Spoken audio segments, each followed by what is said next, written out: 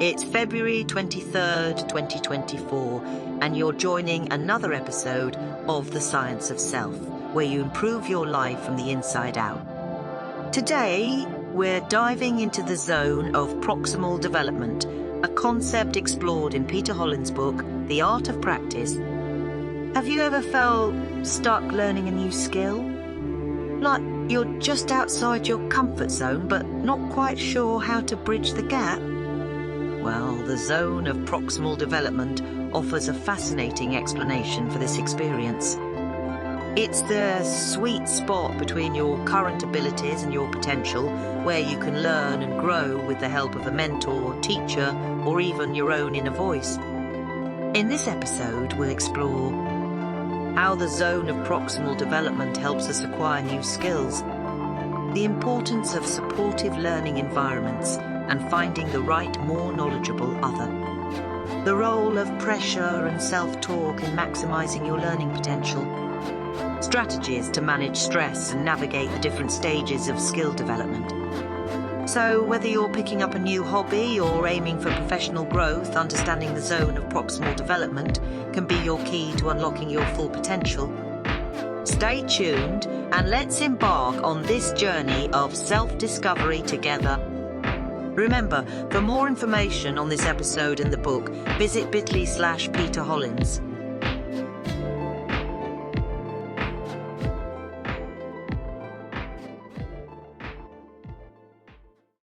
Lev Vygotsky was a Soviet developmental psychologist who was very interested in, amongst other things, the way that human beings acquire skills. In particular, he investigated the way that children learn to do what they do and what that might imply about human beings in general, not to mention how we might learn better or perhaps unlearn when necessary. Vygotsky proposed his theory of the zone of proximal development. Traditionally, educational psychologists had always focused on what a child could do at each stage of their development and how to measure their ability. Vygotsky challenged this and proposed that there are really two stages of development that run in parallel. One, the child's actual level of competence when tested. Two, the child's potential level, i.e., what they were capable of when tested with guidance and support from other people or the environment. So, Vygotsky noticed that, for example, child A would perform at level 5 and child B would perform at level 6, but when given help and guidance, child A was able to perform at level 8, while child B was able to perform at level 7. The difference between actual competence and potential competence he called the zone of proximal or potential development. Importantly, this zone varied in size across different children. Now, this might not seem like such a big deal. Does it matter how much you can do with help?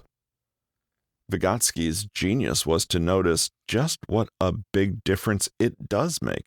In fact, he thought that what a child could do with assistance was a far greater predictor of personal and mental development than what they could do unassisted. As he explained it, what a child can do today with assistance, he can do tomorrow unassisted. In our example, it's actually child A, who has less initial competence, who will learn and develop the most. You may have noticed yourself how children take part in this process all the time. When they play games of pretend, they always assume the role of someone with far greater competencies than themselves. Identifying with this greater role and carefully monitoring themselves so they emulate it perfectly is precisely how they move from their actual skill level to learning something new. Role play, usually of adult characters, requires additional attention, self-awareness, reflection, and adjustment on the part of the child, who must continually make sure they remain in character. As they do so, they learn. We can understand this zone to be the very place where learning occurs. If you only ever do what you already know how to do, then naturally you'll fail to learn. But if you attempt to do something you cannot even begin to do, even with help, you will also fail to learn. You need, as it were, that middle spot where you have mental training wheels. In this zone, individuals can learn and acquire new skills with the guidance of a more knowledgeable other, MKO, such as a teacher, mentor, or parent. This zone represents the space where learners can progress from basic abilities to more complex tasks with the support and assistance of someone who possesses greater knowledge and expertise in the subject matter. Vygotsky's concept highlights the importance of supportive learning environments to facilitate effective education and skill development, too. In other words, it's not just people who can guide and support new competencies until they're strong enough to stand on their own. In this second category of support, we can include things like tools and technology of all kinds. Learning to speak is an example of the ZPD, where children are immersed in an environment with skilled adults who provide constant feedback and various aids or scaffolds to enhance their verbal communication. Revisiting our stages of mastery from the previous section, we can see how increasing competence also arises in a social context. 1. Unconscious incompetence. You don't know how to tie your shoelaces. Frankly, you don't even understand what shoelaces are for and don't care. 2. Conscious competence. Everyone at kindergarten is learning to tie shoelaces, and you're suddenly aware that you don't, and it's quite hard. Conscious competence. Your mom holds your hands in hers as she slowly shows you the movements you need to do. Gradually, you mimic her and get better and better at making the knot, till she can take her hands off yours and you can tie the bow yourself. You think that's pretty good. 4. Unconscious competence. You're now middle-aged and tie your shoes literally without thinking about it. In the above example, your mom's hands on yours are a manifestation of the zone of proximal development. Following her lead, you slowly learn to do it. Had nobody bothered to teach you this skill, chances are you would have taken a lot longer to figure it out for yourself. It was against the scaffolding of your mother's skillful help that you tied your own fledgling efforts to at first. Your learning was not so much about your intelligence or creativity, but your ability to work with someone who knew how to do what you were still unable to. Scaffolds can be physical or mental aids, such as using props in yoga or mnemonic devices to remember music staff lines. Fading is then the gradual process of removing these scaffolds, i.e., taking the training wheels off, as individuals become proficient in the skill on their own. The ZPD is a powerful framework for understanding how we learn best from others and accelerate our progress in various domains. In a way, it may seem obvious, but in other ways, it directly challenges many assumptions about how learning works. There's never a clear, sharp line between what we can and can't do. The growing edge, as it were, is not self-generated, but arises because of interaction with the social environment. Genius and raw talent are great things, but the ability to really work well within your ZPD is the true essence of learning. Here's how to apply the zone of proximal development theory to your practice. Assess your current position and learning style. Determine where you currently stand in terms of knowledge and skills, and identify the areas you want to improve. Understand how you learn best, whether it's through modeling, detailed instructions, hands-on practice, etc. You may not even have this insight yet, in which case a teacher or mentor will be particularly helpful. For instance, if you're trying to be a better cook, start by evaluating your current cooking abilities. Identify the types of dishes you can already cook confidently and those that might be a step up from your current level. Next, consider how you prefer to learn cooking skills, whether you learn best by following written recipes, watching video tutorials, or having someone demonstrate the cooking process for you. Seek out a more knowledgeable other, MKO. Look for someone who possesses expertise in the skills you want to develop. This could be a teacher, a tutor, a peer, an expert, or even online tutorials. Communicate your preferred learning style to the MKO and seek their guidance and support in acquiring new skills.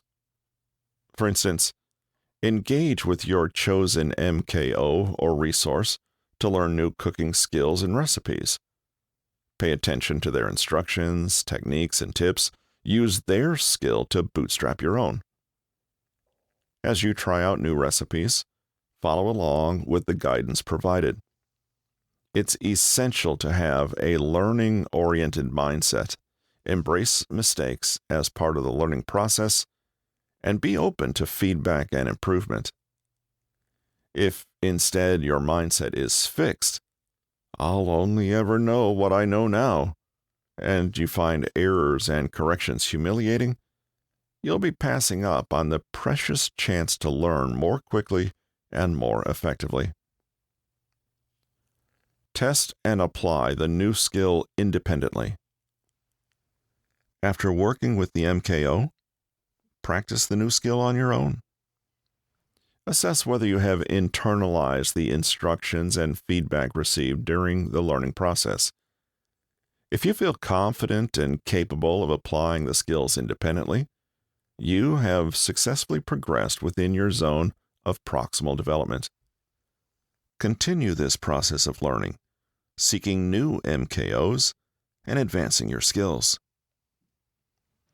After cooking the new meals with the guidance of the MKO or resource, evaluate your results and assess your learning. Ask yourself if you have successfully internalized the techniques and instructions. Are you now able to cook the dish independently? If you feel confident and satisfied with your cooking, you have effectively advanced within your zone of proximal development for cooking that particular dish. Congratulations. Crack out the wine and enjoy it. The Yerkes-Dodson Law. A closely related principle is called the Yerkes-Dodson Law. Even if you're not familiar with this term, however, you've probably experienced it firsthand in your own life. An example will illustrate the idea neatly. Tyler has just landed his first job out of college and is thrilled. He's pretty nervous, but the pressure seems to fire him up and he's full of energy for the first few months, loving the new challenge and feeling inspired to push out of his comfort zone a little. Life is good. He's learning new things constantly, rising to challenges, and earning a name for himself. After a year, he's promoted. He can't believe his luck. Everyone around him admires how much he is thriving. That beautiful state of mind called flow, he's in it all day, every day. In a year's time, he gets promoted again, this time to a formidable role known for making high demands on people. More than anyone, Tyler knows the value of pushing yourself, though, so despite his apprehension, he accepts the new position. This time it feels different, though. It quickly becomes clear that the challenge alone is no longer energizing him. He's genuinely lost at times, and starts making pretty big mistakes. Things start to feel rushed and out of his control. He isn't even sure who to tell that he's struggling or how they can even help him. In fact, each new demand seems to just fill him with dread. He doesn't get it. He loves this field, he loves his work, and he used to be inspired by challenge. These days, he wakes up and thinks, I'm actually a big fraud and a loser. Clearly, I can't do this thing. It's just too hard. What happened? Well, according to psychologists Robert Yerkes and John Dodson, Tyler's simply experiencing a particularly skewed ratio of arousal. That's stress to you and me, and performance. The theory, first put forward in 1908, is based on experiments with rats motivated by electric shocks to escape a maze. The inverted U curve graphically represents the relationship between their arousal state and their performance, showing that performance actually improves with moderate pressure, reaches a peak, and then declines if pressure becomes too high or too low. This is what happened to poor Tyler. He was a rat who found the sweet spot, but then went beyond it and experienced a drop in performance. According to the theory, peak performance occurs when the level of pressure matches the task's demands.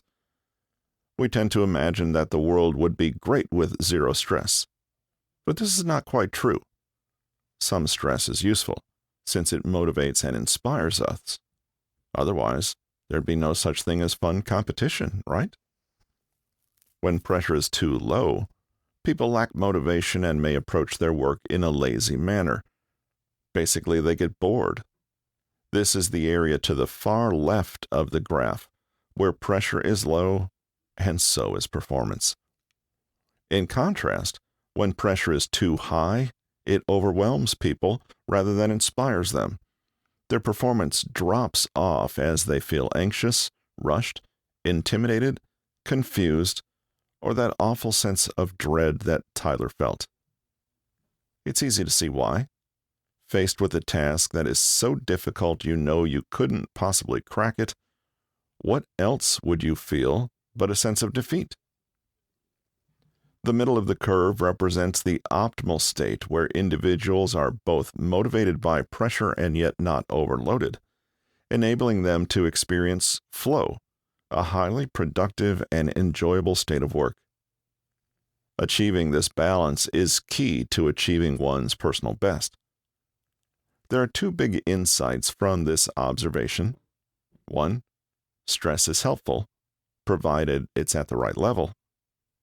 Two, while struggling at a task is often a result of the demand being too great and arousal being too high, you can just as well experience poor performance because you're not stressed enough. You've probably spotted the overlap between this diagram and the zone of proximal development. Our area of best performance is analogous to the zone of proximal development. We fare better when challenges are just beyond our capabilities, but not massively so. A big mistake Tyler could make now, however, is to decide he's burnt out and overstressed and completely turn down the demand on himself. He would then overshoot and find himself in the boredom zone and again underperforming. We see again that optimal learning, growth, and development are never a one-size-fits-all solution, and our best approach is likely to change over time, just as we change and our needs and blind spots change too. Sometimes the best tactic will be to increase the challenge. Sometimes the best tactic will be to do the exact opposite. You may start out doing things a certain way, and it may genuinely work, but that doesn't mean you should stick to that strategy forever. The Yerkes-Dodson Law goes on to identify 4 key influencers of this overall relationship between arousal or stress and performance. 1, skill level. 2, personality. 3. Trait anxiety. 4. Task complexity. This is a big deal. What counts as stress for you may not seem that way to someone else, and experts will have different challenges and experiences to beginners. Furthermore, context is obviously a big part of it, and so is the skill complexity and difficulty, i.e., are you talking about tying shoelaces or building software for a particle accelerator? Skill level influences performance and may require adjusting pressure to maintain engagement. Personality also plays a role, with extroverts potentially performing better in high-pressure situations, while introverts may thrive with low pressure. Trait anxiety, or a person's self-talk, can impact performance, with confident individuals better able to handle pressure. They tend to have a bigger zone of proximal development because their guiding teacher is actually their own inner voice coaching them through. Something to think about. Task complexity affects how individuals respond to pressure, with simple tasks being more suitable for higher pressure and complex tasks benefiting from a calmer environment. To use insights from this law, consider the following tips. Align practice sessions with your energy levels. Pay attention to your energy patterns and identify when you feel most alert and focused. Schedule your practice sessions during these peak energy times. This will enable you to make the most of your cognitive abilities and enhance your learning experience. Reserve periods of low energy for lighter tasks or breaks, allowing you to recharge. And don't forget also to schedule the most challenging task at the beginning of your peak energy zone. Find the optimal challenge level. Understand that practicing a new skill requires finding the right balance between difficulty and your current abilities. For simpler aspects of the skill or tasks you've already mastered, challenge yourself by increasing the complexity or speed. On the other hand, for more intricate or challenging aspects, slow down and break them down into smaller, manageable steps. Adjusting the challenge level to match your current proficiency will help you stay engaged and make steady progress. Manage stress and avoid extremes. Recognize that too much stress or pressure can hinder your learning process, while too little can lead to complacency or lack of motivation. Maintain a healthy level of challenge that stretches your abilities without overwhelming you. Be aware of signs of stress or burnout and take regular breaks to relax and recharge. Utilize stress management techniques such as mindfulness exercises or positive self-talk to keep stress levels in check and maintain a positive mindset during your skill practice. Finally, one of the worst things you can do when working with both your aspirations and your limitations is to incorrectly ascribe difficulty to your innate core self. What this might mean is that you push yourself beyond your zone of competence, fail, and then immediately self-criticize and conclude that you're stupid and can't do it. Instead, get neutral and get curious. If you slow down or ease up on the complexity, does the task become easier? At what point are things manageable? And when do they tip over into being unmanageable? By the same token, don't find yourself experiencing boredom and immediately conclude that the task is worthless or uninteresting. Dial up the challenge a notch first and observe your reaction. Summary. To learn effectively, you need more than talent. You need a solid plan of attack, the right mindset, and plenty of contingency planning, i.e., you need to learn how to learn. Not all practice is created equal. There are 3 types: naive, purposeful, and deliberate practice, the latter being most effective. This is where we act deliberately in a well-defined field with clear distinctions between experts and novices, with a skilled coach providing tailored practice strategies and feedback.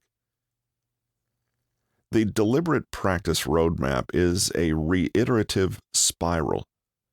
It begins with finding a teacher, then entails assessing your limits, setting SMART goals, focus practice, and feedback, and then it repeats.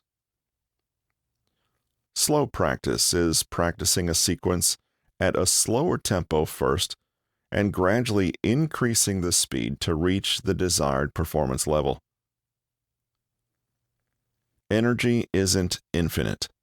We need to be strategic to make the best use of it.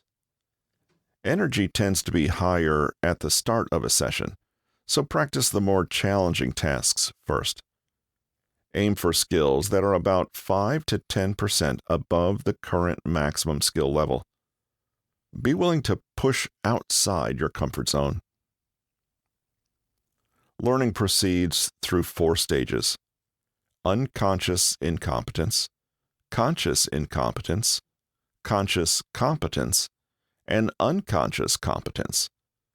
Pitch your efforts according to the needs and skills of the level you're at. The difference between actual competence and potential competence is called the zone of proximal development, where you can achieve with the help of a more knowledgeable other. Working within this sweet spot can help you optimize your practice.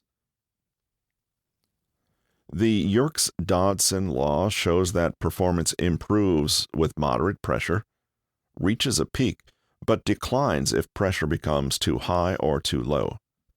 Try to find the optimal stress and challenge level, which may change over time.